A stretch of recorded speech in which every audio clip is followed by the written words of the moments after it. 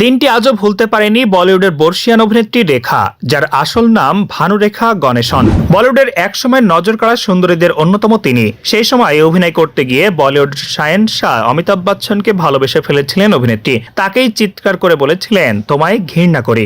নির্দিষ্ট দিনে নির্দিষ্ট সময়ে অমিতাভ রেখা মুখোমুখি। ভয়ঙ্কর পরিস্থিতির সাক্ষী 15,000 দর্শক। রেখা কথাটা বলার পর পিনপতন, নিস্তব্ধতা। অনেকক্ষণ পর ভিড়ের মধ্য থেকে একটাই শব্দ শোনা গিয়েছিল, ওহ। ততদিনে অমিতাভ রেখার রোমান্স সবাই জানেন অভিনেত্রী জয়া বচ্চনও। সংসারে তাই নিয়ে নিত্য অশান্তি চলে। অভিনেত্রী যাকে প্রাণ দিয়ে ভালোবাসেন, কি করে তাকে মুখের উপরে হাজার হাজার মানুষের সামনে ঘৃণা করি বলবেন, অথচ সে কথা তাকে বলতেই হবে, তাও আবার প্রকাশ্যে, ভিড়ের মাঝে। রেখা যন্ত্রণায় ছটফট করছিলেন, বলতে গিয়ে কান্নায় গলা বুজে গিয়েছিল, তারপরও তাকে বলতে হয়েছিল। শাহেনশাহর সংসার বাঁচাতেই কি রেখা এই পদক্ষেপ নিয়েছিলেন? বলিউড বলছে নায়িকাকে অমিতাভের উদ্দেশ্যে কথা বলতে বাধ্য করা হয়েছিল।